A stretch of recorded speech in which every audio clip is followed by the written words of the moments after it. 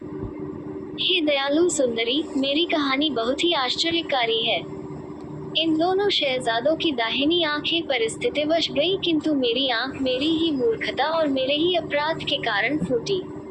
मैं इसका विस्तृत वर्णन करता हूँ। मेरा नाम अजब है और मैं महा ऐश्वर्यशाली बादशाह किसब का बेटा हूँ। पिता के स्वर्गवास के बाद मैं सिंहासनारूढ़ हुआ और उसी नगर में रहने लगा जिसे मेरे पिता ने अपनी राजधानी बनाया था। मेरी राजधानी समुद्र के किनारे बसी थी। उसकी रक्षा के लिए 150 युद्धपोत तैयार रहते थे। इसके अलावा दूरस्थ व्यापार के लिए 50 जहाज थे और बहुत से दूसरे जहाज भी लंगर डाले रहते थे कि लोग उन पर बैठकर समुद्र में सैर सपाटा किया करें। मेरे राज्य में कई अन्य नगर और द्वीप भी थे। एक बार मेरी इच्छा हुई कि मैं अपने राज्य के नगरों और द्वीपों को जाकर देखूं। वहां के निवासियों को, जो मेरे पिता की मृत्यु से शोकाकुल थे, सांत्वना दूं और उन्हें आदेश दूं कि वे नागरिक कार्यों और व्यापार में तत्परता से लगे रहें। साथ ही मुझे ये शौक हुआ कि मैं जहाज चलाना सीखूं। इस उद्देश्य से मैं एक बड़े जहाज पर सवार होकर चला। मेरे जहाज के साथ 10 जहाज और चल रहे थे। 40 दिन तक वायु हमारे अनुकूल रही, किंतु फिर ऐसा तूफान आया कि हम जीवन की आशा खो बैठे। दूसरे दिन आकाश साफ हो गया। हम लोग एक द्वीप पर उतर पड़े। 2 दिन आराम करने और जहाज के भंडार भरने के बाद हम फिर चले। आशा थी कि 10 दिन में हम अपने देश को वापस पहुंच जाएंगे, किंतु ऐसा न हुआ। कारण ये था कि जहाज एक अन्य तूफान में रास्ते से भटक गए थे।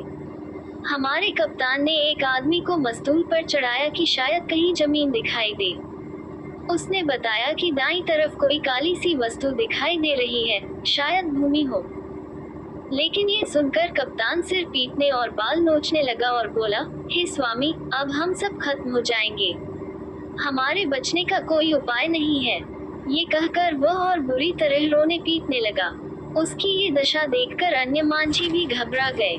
मैंने हैरान होकर कप्तान से पूछा कि हम क्यों समाप्त हो जाएंगे। उसने बताया कि तूफान के कारण हमें दिशा ज्ञान नहीं रहा और हम मार्ग से भटक गए और अब हवा के कारण हमारा जहाज उस काली वस्तु के पास जा पहुंचेगा। वह एक चुंबक का पहाड़ है। जहाज वहां पहुंचेगा तो उसकी सारी कीलें और लौह पट्टिकाएं लकड़ी से अलग होकर उससे जा चिपकेंगी और जहाज टुकड़े टुकड़े हो जाएगा।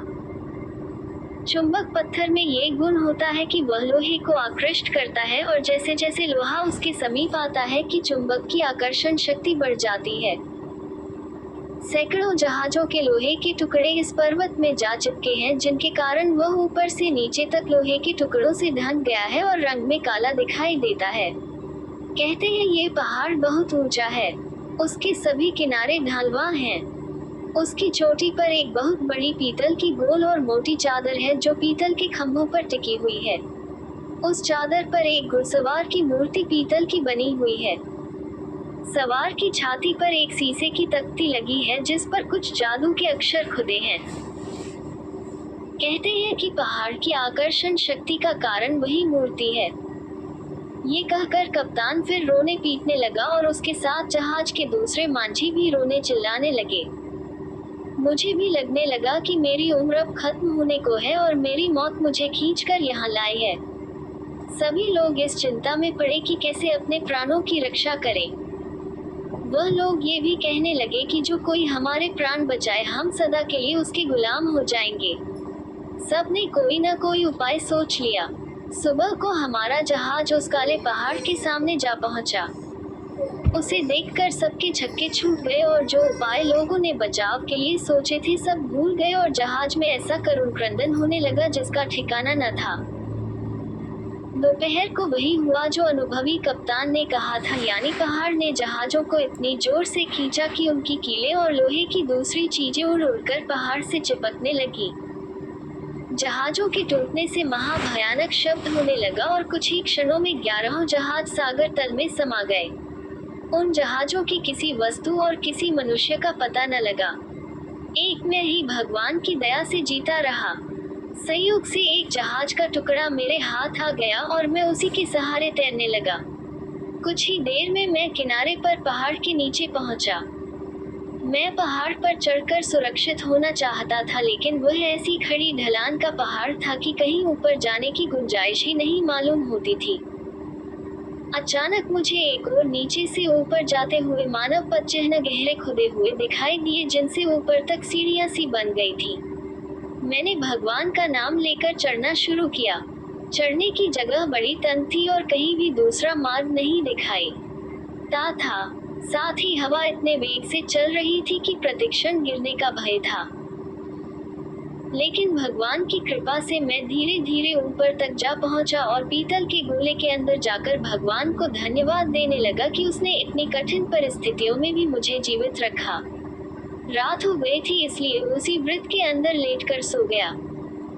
स्वप्न में देखा, मुझसे एक बूढ़ा कह रहा है, ऐ अजब, जागने पर अपने पांवों के नीचे की भूमि खोदना। तुम्हें एक पीतल का धनुष और शीशे के 3 बाण मिलेंगे। वे तीनों तीर घोड़े पर सवार मूर्ति को मारना। इससे मूर्ति समुद्र में जा गिरेगी और घोड़ा तेरे पैरों के पास आ गिरेगा। तुम घोड़े को वही भूमि में गाड़ देना। इसके बाद समुद्र में तूफान आएगा और वह चढ़ने लगेगा, यहाँ तक कि तुम्हारे पास आ जाएगा और एक छोटी नाव से तुम एक अन्य समुद्र में पहुँच जाओगे और फिर अपने नगर को पहुँच जाओगे। लेकिन खबरदार, इस सारे समय में भगवान का नाम बिल्कुल नहीं लेना। इसके बाद मेरी आंख खुल गई। मैं अपने छुटकारे का उपाय जानकर अति प्रसन्न हुआ। बूढ़े के कहने के अनुसार धरती को खोदा तो उसमें से 3 बाण और धनुष निकले। मैंने कमान से तीनों तीर पीतल के घुड़सवार पर छोड़े। तीसरे तीर के लगते ही सवार की मूर्ति समुद्र में गिर गई और घोड़े की मूर्ति मेरे पांवों के पास आ गिरी। मैंने उसे उसी जमीन में गाड़ दिया जहां से धनुष और बाण निकाले थे। अब समुद्र चढ़ने लगा और चढ़ते चढ़ते पीतल के घेरे के पास आ गया। जहां मैं था वहां एक नाव भी आ लगी, जिसमें पीतल का मांझी बैठा था। मैं नाव पर बैठ गया। वृद्ध पुरुष की हिदायत को ध्यान में रखकर मैंने भगवान का नाम न लिया, बल्कि अपना मुंह बंद ही रखा। पीतल का मांझी 9 दिन तक नाव चलाता रहा और ऐसी जगह पहुंच गया जहां आसपास कई द्वीप दिखाई दे रहे थे।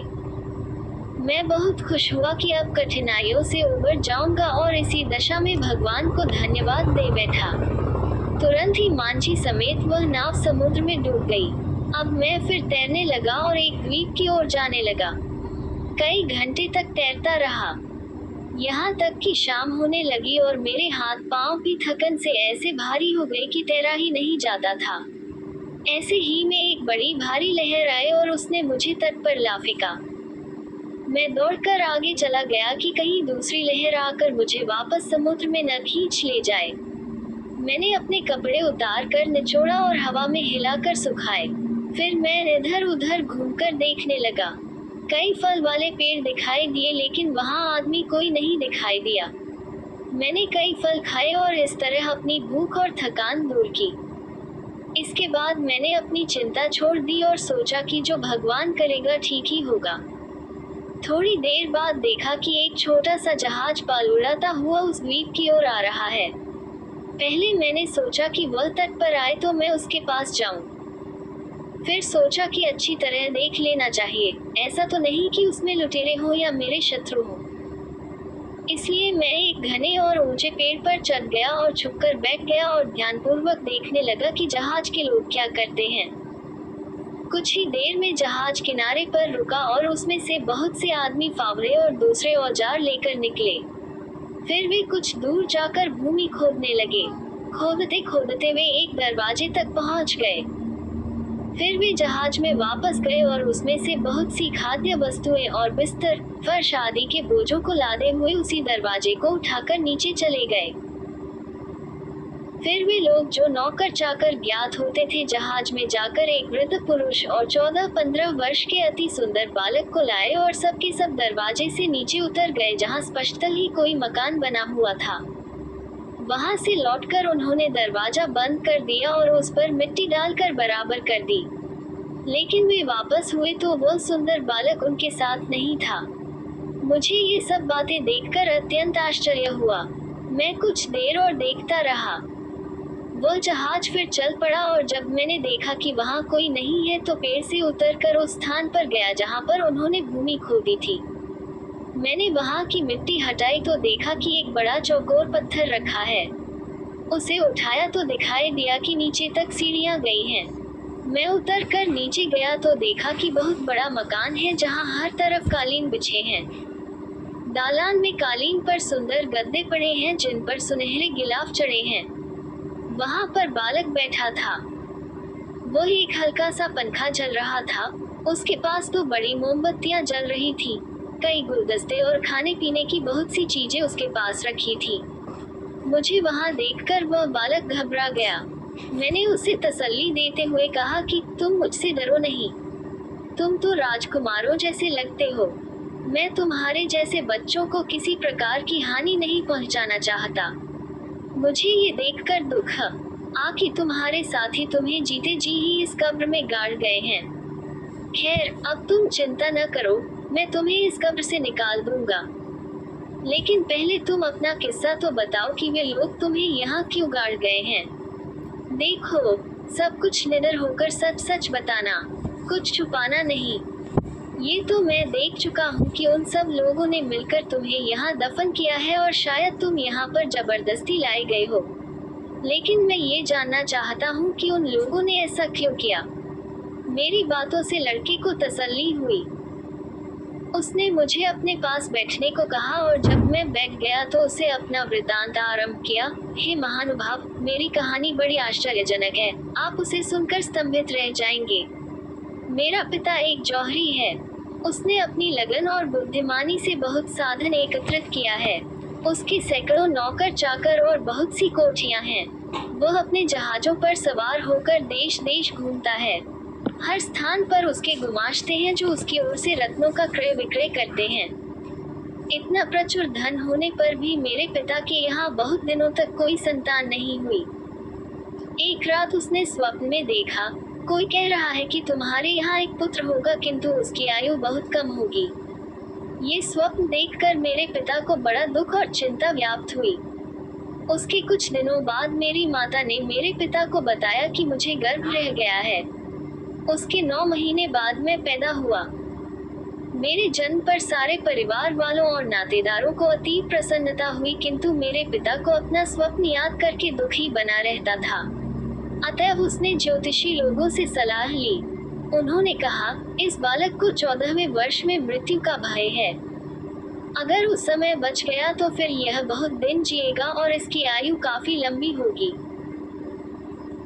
उन्होंने कहा कि हमें ग्रहों से ये भी ज्ञात हुआ है कि अजब नाम का बादशाह एक पीतल के घुड़सवार को, जो एक चुंबक के पर्वत की चोटी पर मौजूद है, समुद्र में गिरा देगा। उसके 50 दिन के बाद अजब बादशाह इस लड़के को मार डालेगा।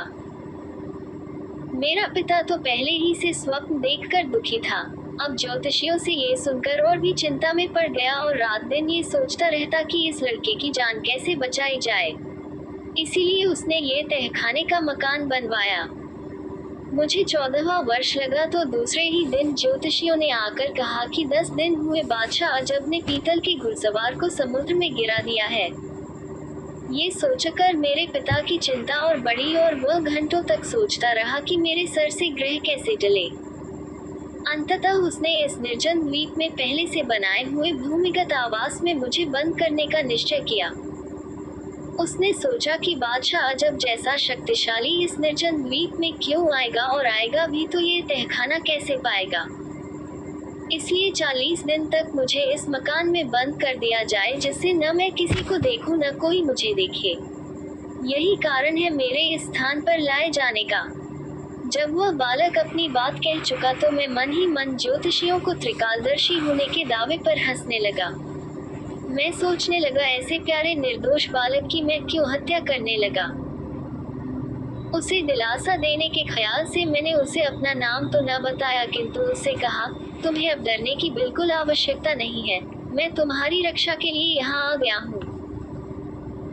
ये संयोग ही है कि तुम्हारा रक्षक मैं बना क्योंकि आज ही तट के निकट मेरा जहाज डूबा और मैं अकेला उसमें से बचा और तैरता हुआ इस द्वीप पर आया जहाँ पर मैंने तुम्हारा हाल देखा।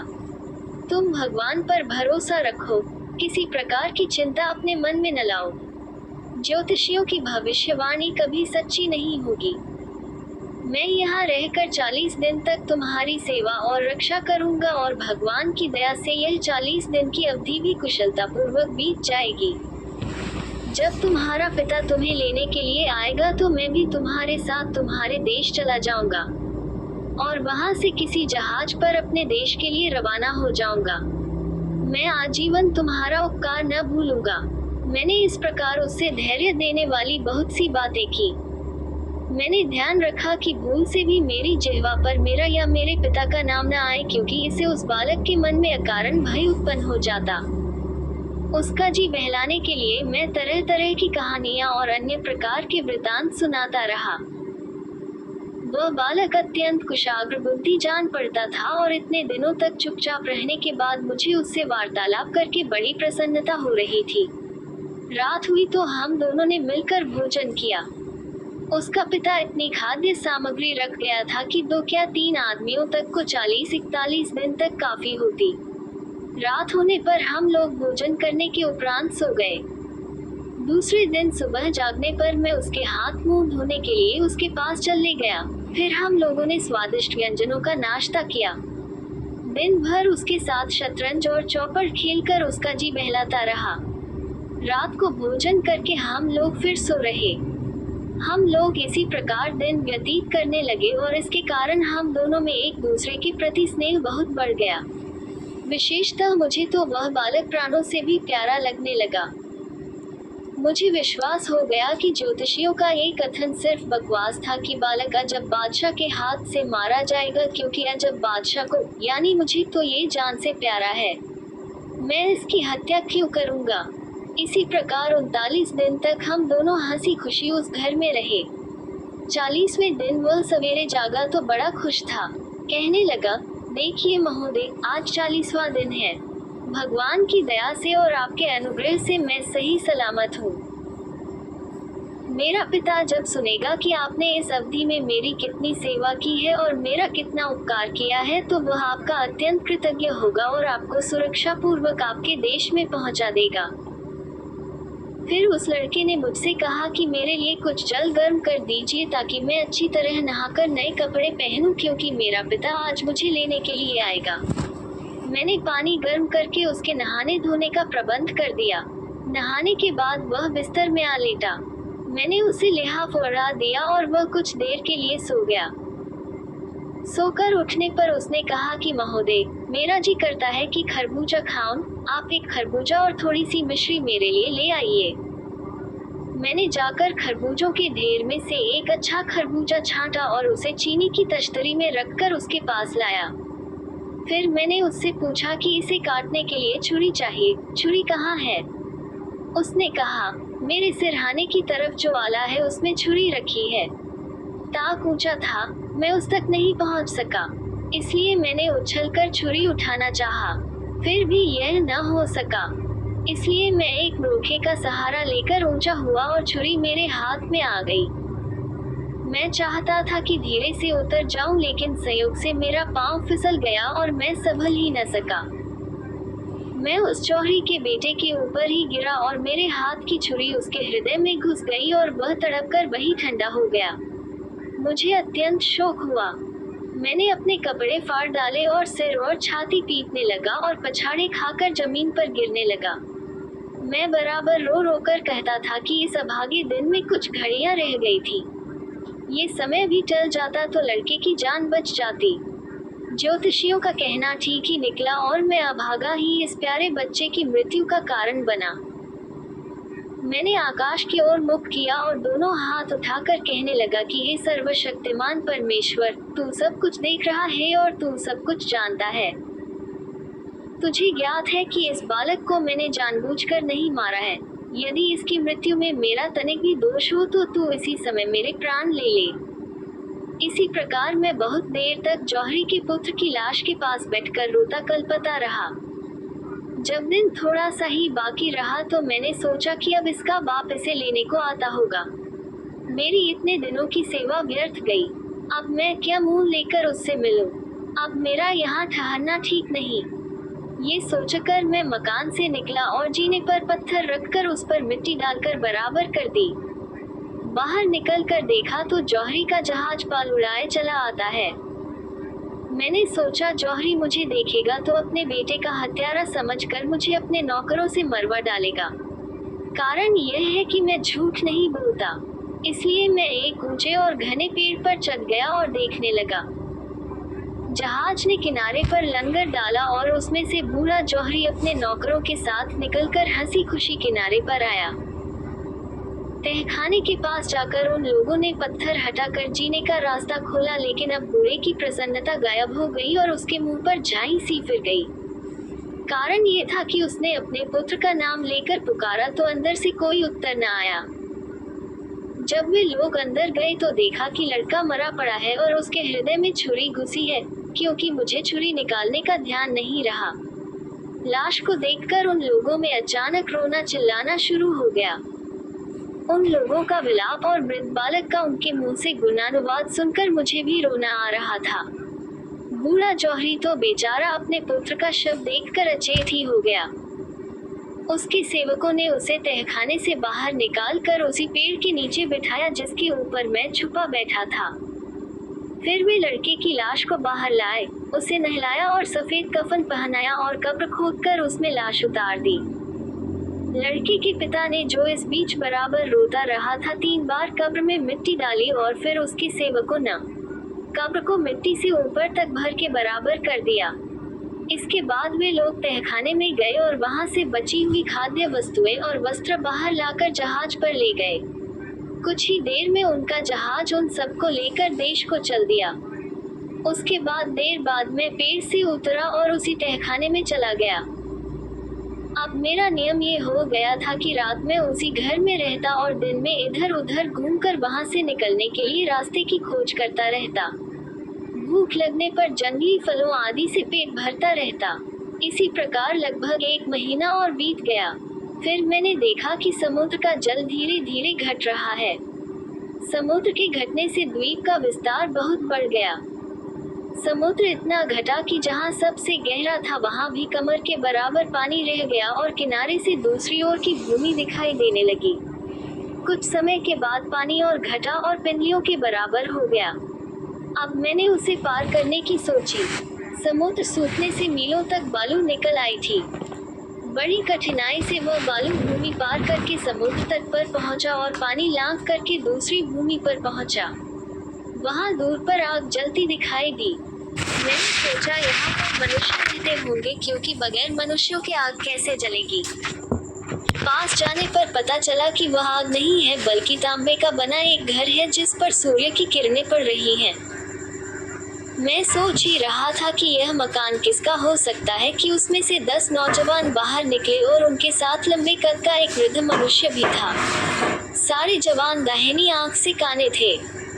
मैं सोच ही रहा था कि ये लोग कौन हैं। इतने में उन्होंने स्वयं ही आकर मुझसे नम्रतापूर्वक पूछा कि आप कौन हैं और कहां से आए हैं। मैंने कहा कि मेरी कहानी बड़ी विचित्र और बड़ी लंबी है। यदि आप धैर्यपूर्वक सुन सके तो मैं सुनाऊं। वे सब सुनने को बैठ गए और मैंने अपना वृतांत आद्योपांत सुना दिया। उन्हें ये सुनकर बड़ा आश्चर्य हुआ। फिर वे लोग मुझे उस मकान के अंदर ले गए। उस मकान में कई बड़ी बड़ी दालानें और 12 दरिया पार करके फिर एक बड़ा सा नीला घर दिखाई दिया। उसके चारों ओर 10 कमरे नीले रंग के बने हुए थे, जिनमें एक एक मनुष्य आराम से रह सकता था। कमरों के घेरे के बीच में एक दालान था जो उससे कुछ ऊंचा था। वृद्ध मनुष्य दालान में जा बैठा और चारों ओर के कमरों में 10 जवान कालीनों पर बैठ गए।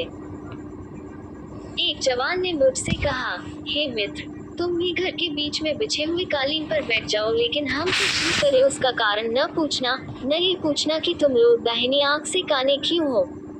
कुछ देर में वह बूढ़ा उठा और 10 काने जवानों के लिए खाना लाया। उसने हर एक को खाने में से उसका भाग दिया और एक भाग मुझे भी दिया, जिसे मैंने खा लिया।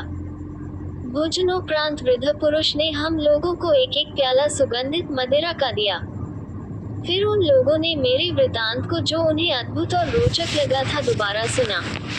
इसके बाद हम इधर उधर की बहुत सी बातें करते रहे। जब काफी रात बीत गई तो एक जवान ने बूढ़े से कहा कि हमारे सोने का समय हो गया है, अभी तुम हमारे दैनिक नियम की चीजें नहीं लाए।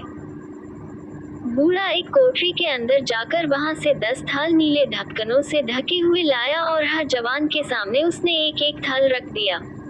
ढक्कन खोलने पर हर थाल में राख और काली स्याही थी। उन्होंने राख और स्याही को मिलाकर अपने अपने चेहरे पर मल लिया, जिससे वे सब कुरूप ही नहीं भयानक भी दिखाई देने लगे। फिर वे सब चिल्ला चिल्ला कर रोने लगे और मुंह और सीना पीट पीट कर कहने लगे कि हाय, हमने कैसी भयानक मूर्खता की है और उसका हमें कैसा कुफल मिला है। बहुत देर तक वे जवान इसी प्रकार रोते पीटते रहे। जब उन्होंने विलाप बंद किया तो वही बूढ़ा एक एक करके सभी के पास पानी और चिलमची ले गया। सभी ने अपना मुंह धोया और जो कपड़े फाड़ डाले थे उन्हें उतार कर बदला और अपने अपने कक्ष में जाकर सो रहे। उन लोगों की ये दशा देखकर मैं अत्यंत उत्कंठित हुआ। मैंने वचन दिया था कि उनसे कुछ न पूछूंगा, किंतु मुझे उत्सुकता के कारण रात भर नींद न आई। दूसरे दिन सुबह हम सभी लोग सैर के लिए बाहर निकले तो मैंने उनसे कहा, सज्जनों, आप लोग हर तरह ज्ञानवान और बुद्धिमान हैं, किंतु कल रात आप लोगों ने जो कुछ किया वह उन्मत्तों के अलावा कोई भी नहीं करेगा। मैं बड़ा परेशान हूँ। मैंने आपको वचन दिया है कि मैं आपके कार्यकलाप के बारे में या आपके काने होने का कारण न पूछूंगा, किंतु ये भी सत्य है कि अब यह बातें पूछे बगैर मुझसे रहा नहीं जाता है। इसलिए मैं आपसे पूछता हूँ कि आप लोगों ने अपना मुंह क्यों काला किया और क्यों मातम किया, और यह भी कि आप सभी दाहिनी आंख से काने क्यों हैं। किंतु उन्होंने कहा कि हम तुम्हें ये सब बातें नहीं बता सकते। अगर तुम्हें हमारे साथ रहना हो तो इन प्रश्नों को भूल जाओ। वह दिन भी बीता। रात को हम लोगों ने फिर अलग अलग भोजन किया। उसके बाद बूढ़े ने फिर उन लोगों के सामने स्याही और राख से भरे थाल रखे और उन्होंने रोज की रस्म के तौर पर अपने मुंह काले किए और वही रोना पीटना शुरू किया।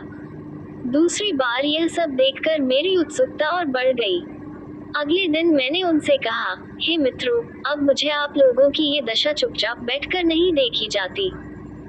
आप कृपया अपनी बातें मुझे बताएं और कोई ऐसा भी उपाय बताएं जिससे मैं अपने देश में पहुंच जाऊं। उनमें से एक जवान ने मुझसे कहा, तुम हमारी दशा देखकर दुखी न हो। हम लोग तुम्हारे मित्र और हितचिंतक हैं, इसलिए हम तुम्हें यह बातें नहीं बताते, कहीं ऐसा न हो कि तुम्हारी दशा भी हम लोगों जैसी हो जाए। वैसे तुम बहुत जोर देते हो तो हम बता भी सकते हैं, किंतु उसका फल अच्छा नहीं होगा।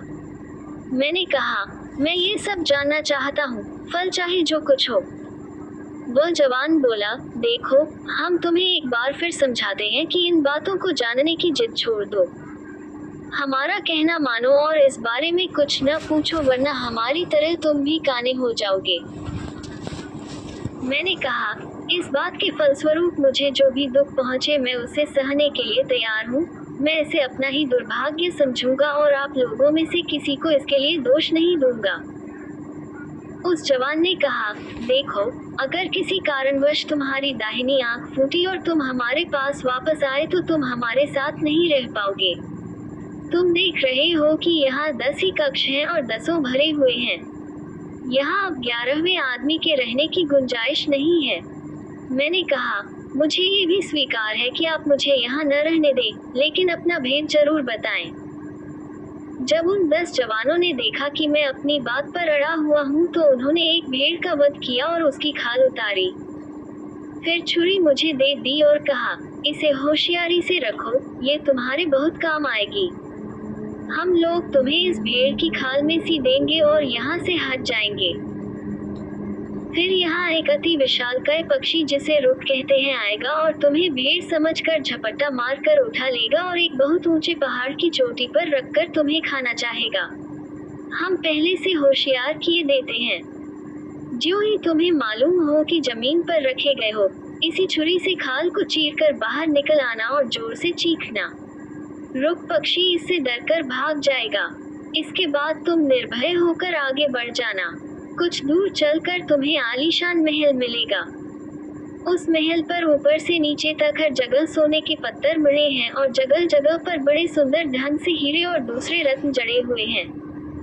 तुम निर्द्वंद्व रूप से मकान के दरवाजे से, जो हमेशा खुला रहता है, अंदर चले जाना। हम सभी एक एक करके उस मकान में रहे हैं, किंतु उसमें क्या होगा ये बताने की जरूरत हम नहीं समझते, और जो कुछ हमारे साथ हुआ वह भी नहीं बताएंगे, क्योंकि हमारी दशा ऐसी नहीं है कि उसके कहने सुनने से खुशी हो। तुम स्वयं ही वह सब देख सुन लोगे। यह जरूर कहते हैं कि हमारी तरह तुम भी दाहिनी आंख से काने हो जाओगे। वैसे तो तुम पर जो अभी तक बीता है और जो आगे बीतेगा वह सब लिखो तो पूरी पुस्तक तैयार हो जाएगी, किंतु हम इससे अधिक कुछ न कहेंगे। जब जवान अपनी बात समाप्त कर चुका तो मैंने भेड़ की खाल को अपने चारों ओर लपेट लिया। उन लोगों ने कुशलतापूर्वक मुझे इस तरह से सी दिया कि मेरे सांस लेने के लिए जगह रहे। मुझे इस प्रकार सीकर और जंगल में रखकर वे घर के अंदर चले गए। थोड़ी ही देर में रुख नामक विशाल पक्षी आया और भेड़ समझकर मुझे झपट्टा मारकर पंजों में दबाकर ले उड़ा और एक ऊंचे पहाड़ की चोटी पर ले जाकर रख दिया।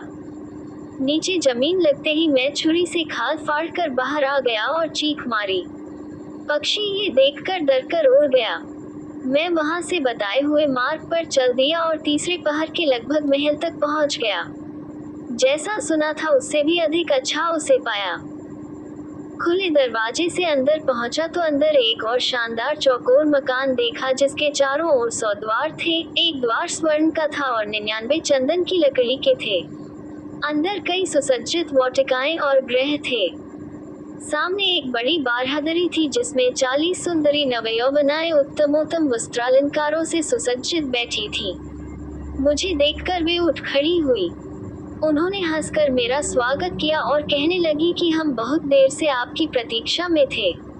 फिर मुझे उन्होंने कुछ ऊंचे स्थान पर बिठाया।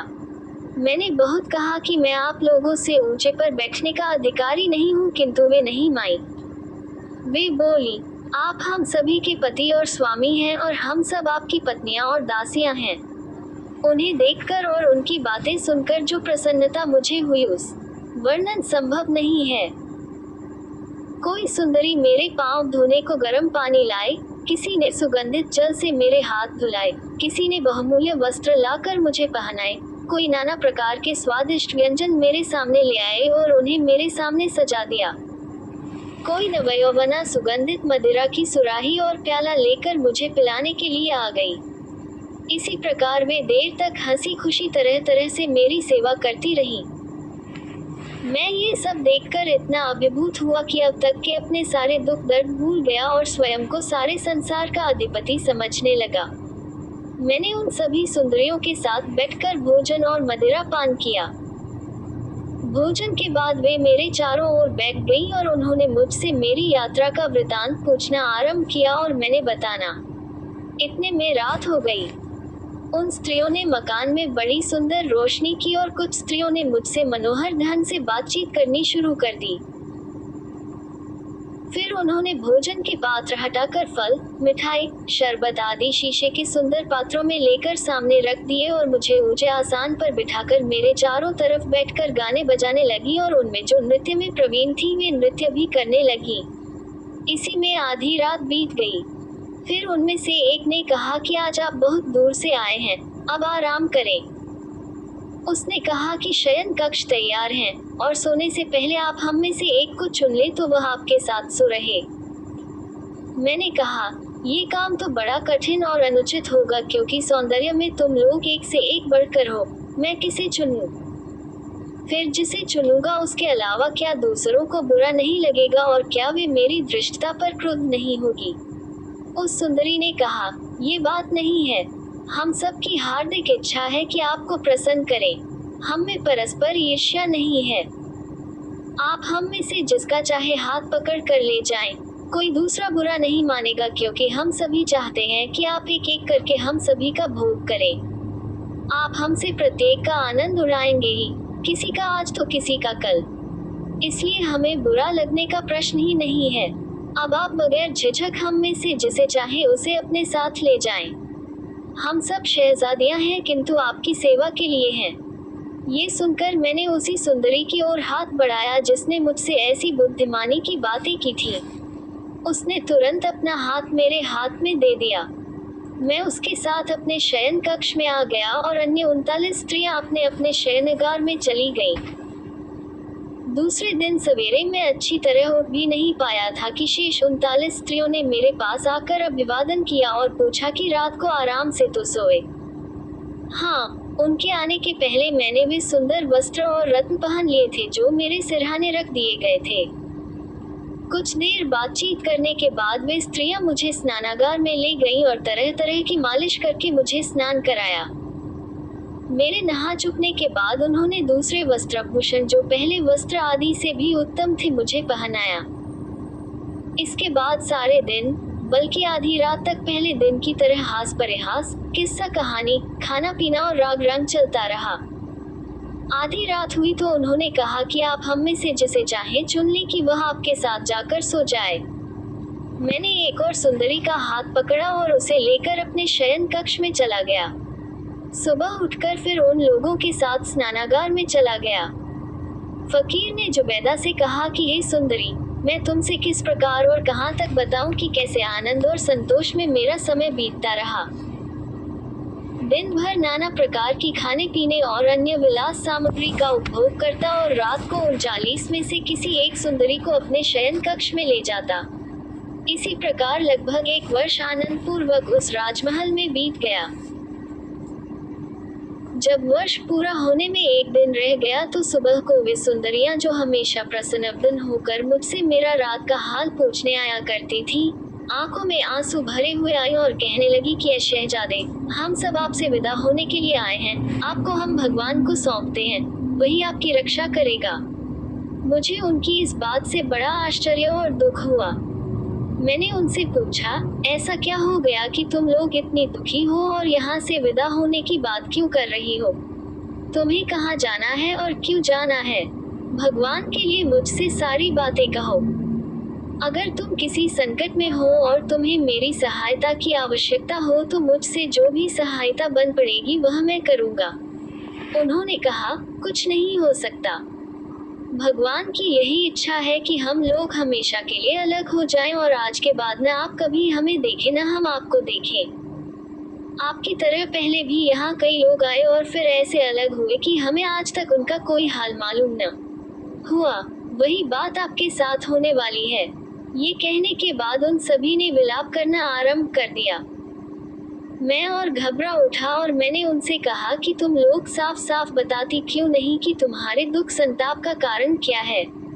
उन्होंने कहा कि हम आपको क्या बताएं क्यों दुखी हैं।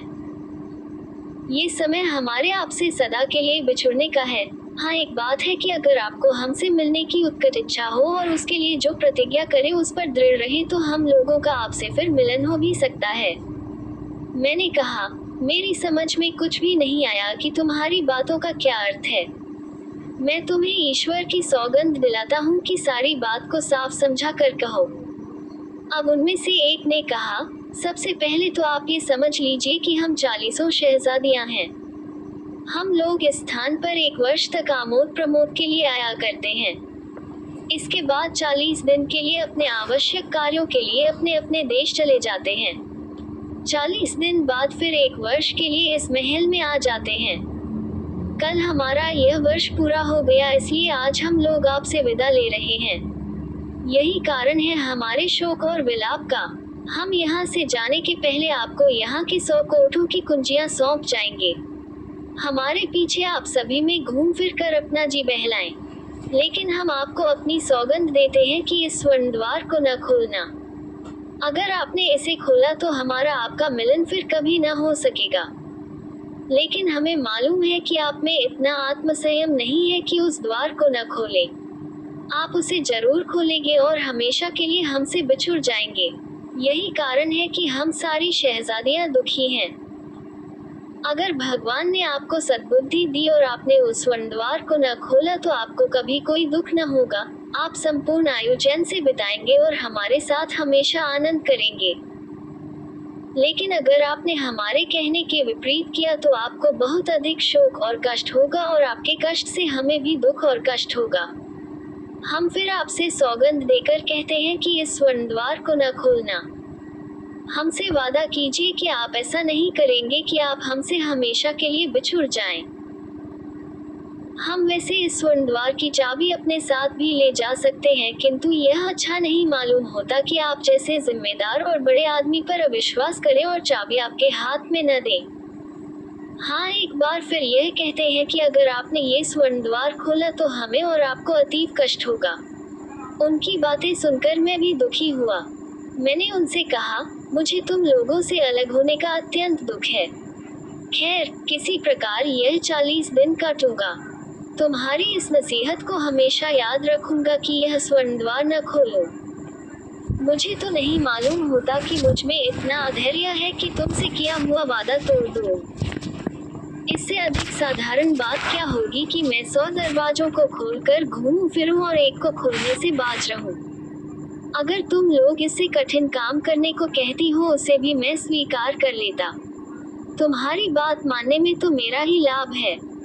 मैं भला ऐसी बात क्यों करूंगा जिससे मेरी गहरी हानि हो और तुम लोगों से भी हमेशा के लिए अलग होना पड़ जाए। मैं ऐसी बात कभी नहीं करूंगा।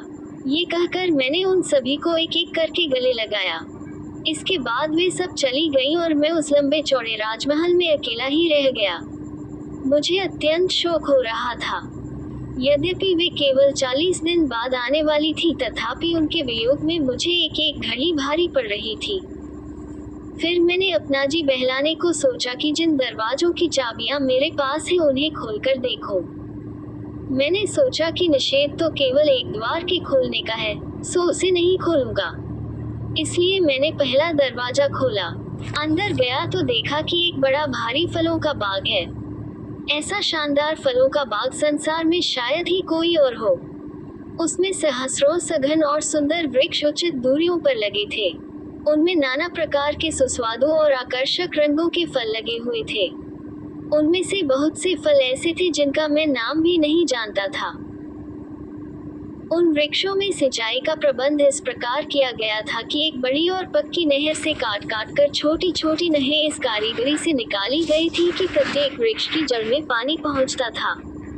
उसके लिए किसी आदमी की जरूरत न थी कि पेड़ों की जड़ों में पानी पहुंचाए। इससे हर पेड़ हरा भरा रहता था। कई वृक्ष तो इतने अधिक फलों से लदे थे कि उनकी डालियां झुक गई थी। कुछ वृक्षों में केवल इतना पानी पहुंचा था कि उनमें फल पकी हुई हालत ही में रहे। बाग को ऐसे बुद्धिमानों ने लगाया था कि प्रत्येक वृक्ष को केवल उतना पानी पहुंचने का प्रबंध था जिससे वे सदैव हरे भरे रहें और ऐसा ना हो कि सड़ गल जाएं। मैं बहुत देर तक उस बाग में घूमता फिरता रहा। वहाँ बहुत सी वस्तुएं थीं जिन्हें देखकर मुझे आश्चर्य होता और मैं प्रत्येक वस्तु को ध्यानपूर्वक देखता। फिर मैं उस बाग में वापस आया और उसके दरवाजे में ताला लगा दिया। फिर मैंने दूसरा दरवाजा खोला। इसके अंदर एक फूलों का बाग था। पहले बाग की जैसी कारीगरी ही से इस बाग के हर पौधे में उचित मात्रा में पानी पहुंचाने का प्रबंध किया गया था। संसार में कोई ऐसा फूल नहीं होगा जो उस वाटिका में न हो। गुलाब, चमेली, नरगिस, बनशा, सोसन, चंपा, बेला, मोतिया आदि नाना प्रकार के फूल वहां पर खिले हुए थे। उनकी सुगंध हवा में भरी हुई थी और उसके कारण मस्तिष्क को बड़ा सुख मिल रहा था। मैं सुध बुध खोकर घंटों वहां घूमता रहा। फिर मैंने उस बाग का दरवाजा भी बंद किया और तीसरा दरवाजा खोला। उसके अंदर एक पक्षी गृह था। उसमें सारा फर्श संगमरमर का था और ऊंचाई से चंदन आबनूस की लकड़ियों से बने पिंजरे लटक रहे थे जिनमें तोता, मैना, बुलबुल, लाल इत्यादि भांति भांति के पक्षी थे। वे अपनी मीठी बोलियों से चित्त प्रसन्न कर रहे थे। उन पिंजरों में दाने और पानी की कुल्हियां बहुमूल्य पत्थरों की बनी थी। इतना बड़ा पक्षी गृह था कि कम से कम आदमी उसकी संभाल के लिए जरूरी थे, लेकिन वहाँ एक भी आदमी दिखाई नहीं देता था। साथ ही इतनी सफाई भी थी कि एक तिनका इधर उधर पड़ा दिखाई नहीं देता था। शाम हुई तो सारे पक्षी अपने अपने पंखों में चोंच डाल कर सो गए और मैं भी पक्षी गृह का ताला लगाकर अपने शयन कक्ष में आ गया और सो रहा। दूसरे दिन सुबह एक और द्वार खोला तो उसमें एक बड़ा महल देखा। उसमें 40 प्रकोष्ठ बने थे, किंतु सभी के दरवाजे खुले थे। एक कोठे में सिर्फ मोती भरे थे। मोतियों के विभिन्न आकारों के हिसाब से ढेर लगे थे। एक ढेर में कबूतर के अंडे जितने बड़े मोती थे, फिर उनसे छोटे मोतियों के कई ढेर थे। दूसरे कोठे में नीलम भरे थे। चौथे में सोने की ईंटें, पांचवे में अशरफियां, छठे में चांदी की ईंटें, सातवें में मुद्रा की ढेरियां थीं। इसी प्रकार अन्य कोठों में किसी में पुखराज, किसी में पन्ना, किसी में मूंगा आदि रत्न भरे हुए थे। मैं इस असीम रत्नागार को देखकर आश्चर्यान्वित हुआ और सोचने लगा कि मैं कितना भाग्यशाली हूँ कि इतने खजाने और 40 सुंदर शहजादियों का स्वामी हूँ। फकीर ने जुबैदा से कहा कि हे सुंदरी, मैं उस ऐश्वर्य का उल्लेख करने में असमर्थ हूँ जो मैंने वहाँ देखा। 39 दिनों तक मैं विभिन्न द्वारों में जाकर वहाँ की आश्चर्यप्रद वस्तुएं देखता रहा। 40वें दिन मेरे देखने के लिए सिर्फ एक दरवाजा रह गया। ये वही दरवाजा था जिसे खोलने को मुझसे मना किया गया था। मुझे शैतान ने बहका दिया और मैंने अपनी कस्में और वादे तोड़कर उस दरवाजे को भी खोल डाला। दरवाजा खोलते ही उससे बड़ी तेज सुगंध आई जिससे मैं सुध-बुध खो बैठा। होश में आया तो अंदर गया और ठहर कर उस गंध के कम होने की प्रतीक्षा करने लगा। फिर अंदर जाकर देखा तो बहुत बड़ा महल है जिसके फर्श पर केसर बिछी है और सोने की तिपाइयों पर चांदी के दीपक जल रहे हैं जिनमें इत्र के जैसे सुगंधित तेल भरे थे। इसी से वहाँ तेज सुगंध हो रही थी। और भी कई आश्चर्य की चीजें मैंने वहाँ पर देखी। मैंने देखा कि एक और बहुत उम्दा मुश्की घोड़ा बंधा है। उसके सामने जो जल पात्र था उसमें गुलाब जल भरा हुआ था और खाने की नांद में तिल और जौर भरे थे। उस घोड़े की लगाम में सोने के पत्थर लगे थे। मैंने उस घोड़े की लगाम पकड़कर उसे बाहर निकाला कि बाहर के प्रकाश में उसे भली प्रकार देख लूं। बाहर लाकर मैं उस पर सवार हो गया और उसे चलने का इशारा दिया, लेकिन वह न चला। फिर मैंने उसे एक चाबुक मारा। चाबुक लगते ही घोड़ा भयानक रूप से हिनहिनाया और अपने पंखों से, जिन्हें मैंने पहले नहीं देखा था, उड़ चला। मैं घबराकर उसकी अयाल पकड़कर लटक गया। घोड़ा मुझे लेकर इतना ऊंचा उड़ा कि वहां से पृथ्वी बहुत छोटी दिखाई देती थी। फिर वह उतरकर उसी तांबे के मकान की छत पर पहुंच गया जहां पर मैं पहले पहुंचा था। वहां उसने अपने शरीर को इतने जोर का झटका दिया कि मैं पीठ के बल जमीन पर गिरा। घोड़े ने अपनी पूंछ मेरी दाहिनी आंख में मारी जिससे वह फूट गई। फिर घोड़ा उड़ गया। मैं किसी तरह गिरता पड़ता नीचे आया। नीचे बारहदरी और उसके इर्द गिर्द बने हुए 10 कमरों को देखकर मुझे विश्वास हो गया कि यह वही महल है जहां मैं पहले आया था। उस समय वे 10 जवान वहां नहीं थे। मैं उनकी प्रतीक्षा करने लगा। कुछ देर में वे लोग बूढ़े आदमी के साथ वहां आए। उन्होंने न मेरी ओर कुछ ध्यान दिया न मेरी आंख फूटने पर सहानुभूति प्रकट की। उन्होंने कहा, देखो भाई, हम लोग तो तुम्हारे दुर्भाग्य का कारण नहीं सिद्ध हुए। मैंने कहा, आप लोग ठीक कहते हैं। मुझ पर जो मुसीबत पड़ी वह अपनी ही मूर्खता के कारण पड़ी, किंतु मैं जानना चाहता हूँ कि इस मुसीबत को दूर करने का भी उपाय है या नहीं। उन्होंने कहा, अगर हम ऐसा उपाय जानते तो अपनी मुसीबत को दूर न कर लेते। तुम्हारी तरह हम लोग भी एक वर्ष तक उन शहजादियों के साथ आनंदपूर्वक रहे। अगर हम वह स्वर्ण द्वार न खोलते तो हम उनके साथ आनंदपूर्वक रहते। तुम हम लोगों से अधिक बुद्धिमान दिखाई देते थे, फिर भी तुम वह सोने का दरवाजा खोलने से बाज न आ सके और अपने को ऐसी मुसीबत में डाल बैठे। अच्छा, ये तो हम तुम्हें पहले ही बता चुके हैं कि अब यहाँ 11वें आदमी के रहने के लिए स्थान नहीं है। तुम्हारे लिए यही उचित होगा कि तुम यहाँ से बगदाद जाओ, जहाँ का रास्ता हम बता देंगे। वहाँ तुम्हें ऐसा व्यक्ति मिलेगा जो तुम्हारे दुख दूर करेगा। उनकी सलाह मानकर मैं बगदाद पहुँचा। रास्ते में दाढ़ी मूंछ और भव्य मोड़वा दी और फकीरों के वस्त्र पहन लिए। चलते चलते बहुत दिन बाद आज शाम को बगदाद पहुँचा। पर कोटे पर इन दोनों साथियों से भेंट हुई। फिर तुम्हारे घर आए जहाँ तुमने हमारा बड़ा सत्कार किया। जब तीसरा फकीर अपना हाल कह चुका तो जुबैदा ने उससे और उसके दोनों साथियों से कहा कि मैंने तुम तीनों का अपराध क्षमा किया, अब तुम लोग यहाँ से चले जाओ। एक फकीर ने कहा कि आप कृपा करके हमें इतनी अनुमति दे कि हम यहाँ रुककर इन बाकी 3 आदमियों की कहानी भी सुन लें। जुबैदा ने खलीफा, जाफर और मसरूर की ओर देखकर अपना अपना हाल कहने का इशारा किया। वह ये तो जानती ही न थी कि यह लोग कितने उच्च पद के हैं, इसीलिए उसने उन्हें अपना अपना हाल सुनाने की आज्ञा दी। खलीफा के मंत्री जाफर ने निवेदन किया, हे सुंदरी, हम लोग इस महल में प्रवेश करने के समय ही अपना अपना हाल कह चुके हैं। अब तुमने फिर पूछा है तो कहते हैं कि हम लोग मोसुल से आए हुए व्यापारी हैं। हम अपनी व्यापार की वस्तुएं बेचने यहाँ आए थे और एक सराय में उतरे थे। आज रात के लिए एक व्यापारी ने हमें खाने का निमंत्रण दिया। जब हम उसके घर पहुंचे तो उसने हम लोगों को अत्यंत स्वादिष्ट भोजन कराया और बढ़िया शराब पिलाई। फिर देर तक उसके यहाँ संगीत और नृत्य का कार्यक्रम चला। वहाँ का शोर इतना बड़ा कि गश्त पर निकले सिपाही आ गए। उन्होंने कई लोगों को गिरफ्तार कर लिया।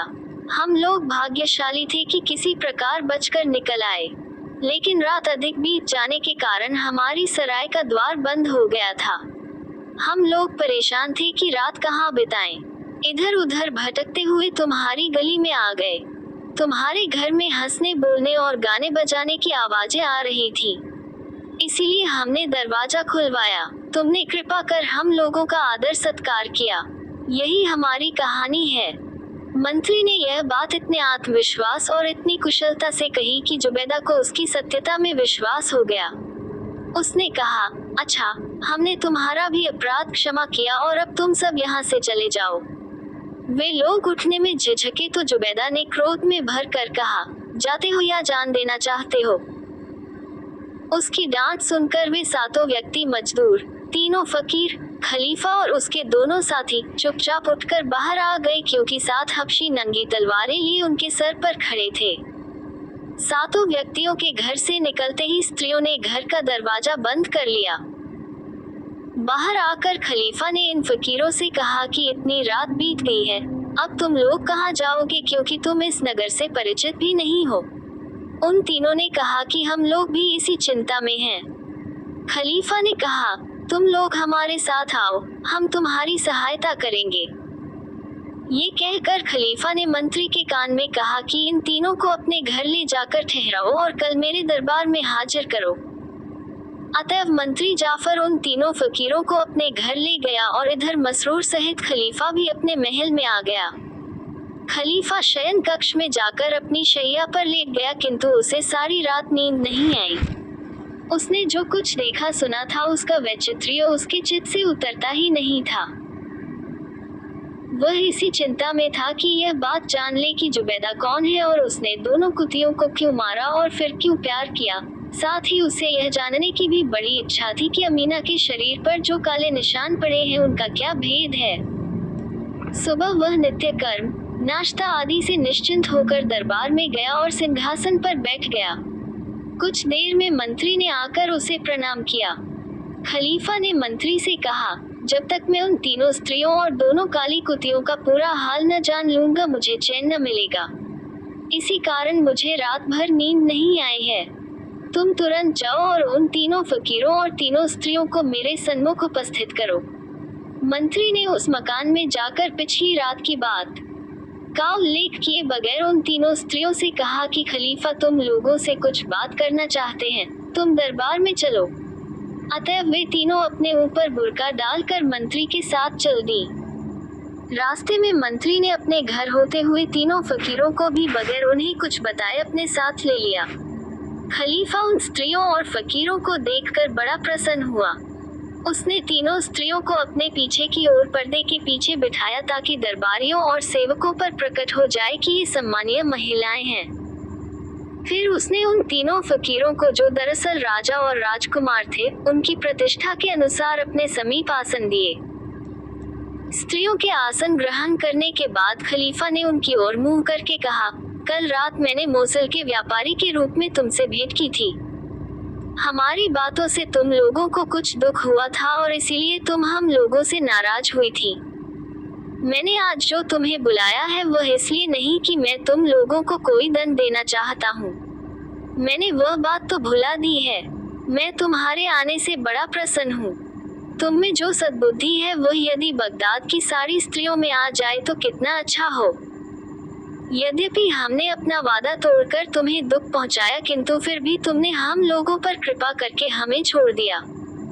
खलीफा ने आगे कहा, कल रात में मोसुल का व्यापारी था और तुम्हारे आदेश में था। इस समय मैं हारून रशीद, अब्बास वंश का 7वां खलीफा और हजरत मोहम्मद का वंशज हूँ। मैंने तुम्हें इसलिए बुलाया है कि मैं जानूं कि तुम कौन हो और तुम तीनों में से एक स्त्री के कंधों पर काले निशान किस लिए हैं। यद्यपि खलीफा ने ये सब स्पष्ट शब्दों में उनसे कहा था, तथापि मंत्री ने एक बार फिर इन बातों को दोहरा दिया। ये सुनकर जुबैदा ने आप बीती आरंभ कर दी।